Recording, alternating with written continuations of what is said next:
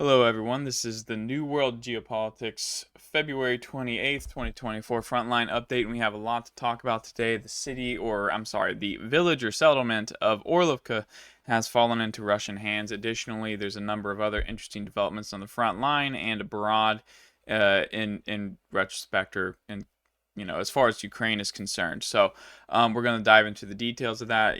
And yes, I know, very exciting. We have a video 2 days in a row, and there's probably going to be a lot more of that coming up because there's just so much going on. It's difficult to cover them, every other day or once every 3 days, and keep the videos short. It seems like you guys want something closer to 10 minutes, so that's what I'm going to try to do.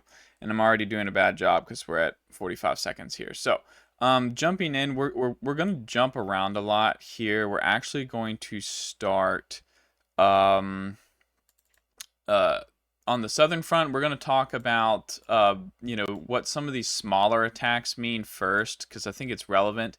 It seems to me like there's not a general advance going on. I think we would see a far more combat than that. What we're seeing is something in between. I think based on what's going on with Avdiivka and Marinka over the last couple months, and Bakhmut as well, it seems like the Ukrainians are throwing in reserves to try to stop the Russians, and they're failing to do so. So that means that either the Ukrainians have inadequate reserves, or they're intentionally giving ground. It seems like it's probably a bit of both. So what seems to be happening is, the Russian high command has given the order or delegated some tasks down to the lower end and is allowing a general probing of the front line. And I think that's what we're seeing here with some of these attacks in the Robotny area and Guliaipol, just local commanders or whether it's the general just that's noticed things, and it's like, well, try to push here, try to push there, and see what the defenses are like, see what their responses are like.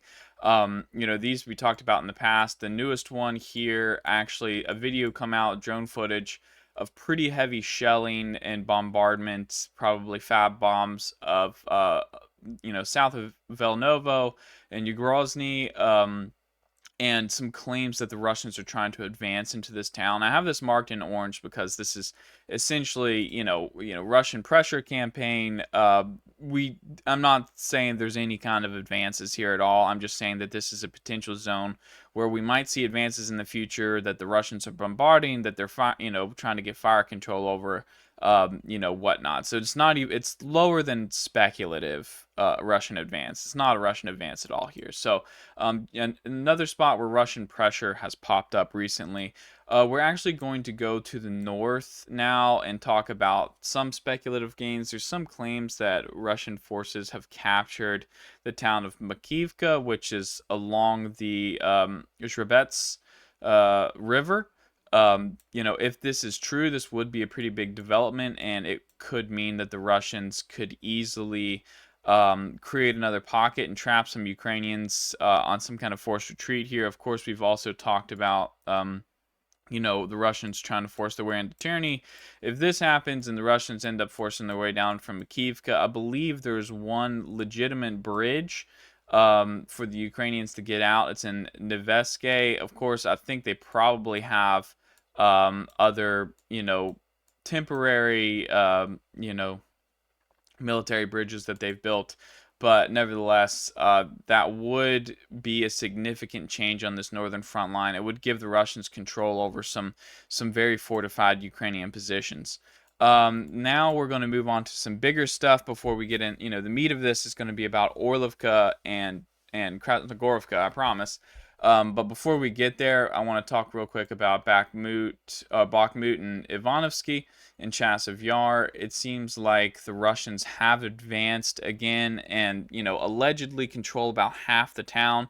The most recent reports are claiming that fighting is going on along this Shoshina Street or Shoshina Boulevard that runs right through the middle of town, with the post office, and other notable I guess it's just the post office is within the gray zone, and some of the main street shops and stuff are getting pretty close to the fighting. I have this grayed out because I haven't seen real reliable sources report on this. This mapping comes basically from Rybar and some other sources, which are Russian propaganda. They're not always the most accurate, but I mean, based on the the written information that's going around, it seems like a lot of reliable sources seem to think that something like this is the case. Nevertheless, I'm going to leave this as unsure, speculative for now, but the Russians are looking to take over Ivanovska probably within the next few days, and there's already a pressure campaign to try to enter into this neighborhood right here. It's part of Chasiv Yar, but it's basically across the canal on the other side of the canal, and it is a built-up area, commie blocks. Some larger buildings, some of it probably commercial. I'm not sure if anything industrial is in there or not. But if the Russians do end up capturing this, which it will prove to be difficult, then it will make for a good base of operations for the Russians to consider entering into Chasiv Yar. So right now that really is speculative. I don't know if the Ukrainians are that weak and the Russians are strong enough to end up capping off a position like this. They in this particular area. The local Russian forces haven't managed anything quite like that since the capture of Bakhmut over a year ago. So we'll see if they're ready for something like that or not. All right. So as far as the Avdiivka front goes, we have somewhat semi-confirmation that Orlivka has fallen. It seemed like the rumors that we heard were true, that the Russian forces had entered into the town and there was fighting going on for the school. There is claims from some pretty reliable sources that Orlovka has already fallen into Russian hands. The evidence, video evidence that would go with that is evidence of Ukrainian troops routing, running away from the village in the fields, on the western edge of the village. That doesn't mean that all the Ukrainian troops have exited the village, of course, but it does seem to indicate that these reports are true and that Ukraine is trying to or has already completely withdrawn from the village. Of course, there's going to be clearing operations. There's definitely still Ukrainian troops there. The Russians are going to go through and have to clear out basements. Some of the same thing is actually going on for some days after we reported the capture of Stepove and Severne. The Russians, it took a day or two to actually go house to house after the front line had moved and clear out those houses. And there's some videos of them dropping grenades in bunkers and things like that.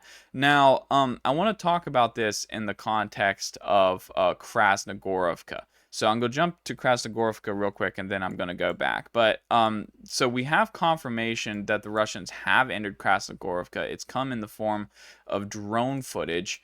And in that drone footage, you can see Russian tanks crossing through these fields, and entering into and firing into the town, along with infantry moving along this tree line here. Now, what some of the more reliable mappers have been saying is the Russians have crossed over from this direction, but in the video you can actually see Russian vehicles navigating through minefields and snaking up through here, crossing over this tree line as well. So I have actually put this under Russian control as well as this area here, which I believe was actually under Russian control at the beginning of the war. It was, either seized or reportedly seized by Ukrainian troops, at some point in some quick little, snag. But I don't think it's likely that these tanks moved through these fields with Ukrainian positions, firing on them from here and probably even here. So the fact that we see these vehicles kind of moving freely through these fields makes me think that these Ukrainian positions might be under Russian control or eliminated as well. But I haven't marked anything like that. That seems to be quite a big step compared to what a lot of mappers are saying. Maybe I should be bold and make a guess there, and we'll say that My speculation is that the Russians probably control a great deal of this railroad and tree line right here. So um, we'll call that, my speculation. So we'll look out for that in the future. Take this with a grain of salt, of course, but it seems likely to me. Now, going back to Orlivka and talking about Krasnohorivka, as you guys know, there's been a stalemate for some time in Pervomaysk. After the Russians seized Pisky, they, failed really to move forward. They seized this Vadion, but they still have, failed in every attempt to try and enter into Pervomaysk. The situation in Avdiivka could change that rapidly. Of course, we're probably going to see soon Tonenke fall into Russian hands, and then rapid succession, we'll probably see Semenivka and Berdichi. And a lot of analysts are suggesting that the next target for the Russians will be Umanske, and the Ukrainians are probably going to build some kind of defensive line. And let me get this situated here good in the camera. They're going to try to build some kind of defensive line that will exist behind these lakes here. So essentially, something like this. And at that point, they might be able to hold back the Russians from here, but there's some pretty significant opportunities opened up for Russian troops to put a pressure campaign on Umanske, which the Ukrainians might try to hold on for some kind of time, and then swing around and seize Nedolove and Pervomaysk from the northern direction. And then once that happens, if you can imagine, we'll go ahead and draw a little bit here. If the Russians seize Berdichi, Umanske, and Nedolove, Pervomaysk, now you have a bulge here, and then Novelsky that's held out for a long time won't hold out long. It's just a small little farming community. The Russians will easily take it over, and they'll be able to get in an operational space here, moving to the south to assist what they have going on here in Krasnohorivka. So that's entirely speculative on my part, but it seems like there could be larger implications to the fall of Avdiivka than a lot of people are really appreciating here, because it really could lead to the collapse of the entire section of the front line here. And it seems like that's the main reason why the Russian forces are still pushing, is because, clearly, they're gaining ground. Clearly, there's a weakness here. This is, still, even though these are small little settlements, they're very numerous, and this is still far more densely populated areas than Ukraine when you look further to the east. So, as much as the densely populated areas that the Russians can manage to capture at once, it's going to be a victory for them, because that's